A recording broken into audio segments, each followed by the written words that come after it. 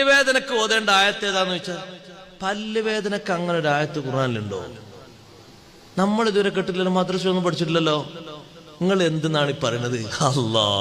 അള്ളാഹുവിന്റെ ഖുർആനിൽ അല്ലാഹു തആല പറഞ്ഞില്ലേ സഹോദരങ്ങളെ, ഖുൽ ഹുവല്ലദീ അൻശാകും, ഓതിവാക്കി തബാറക്കൊന്നുമല്ല, ഖുൽ ഹുവല്ലദീ അൻശാകും വജഅല ലക്കുമുസ് സമഅ വൽ അബ്സാറ വൽ അഫ്ഇദ ഖലീലം മാ തഷ്കുറൂൻ.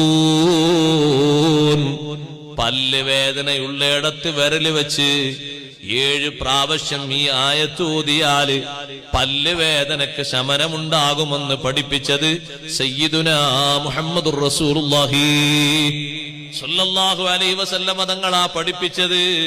ഇമാം ജലാലുദ്ദീൻ സുയൂത്തി റഹ്മത്തുള്ളാഹി അലൈഹി രേഖപ്പെടുത്തിയത് കാണാം. ഇമാം ഖുർത്തുബി റഹ്മത്തുള്ളാഹി അലൈഹി രേഖപ്പെടുത്തിയത് കാണാം.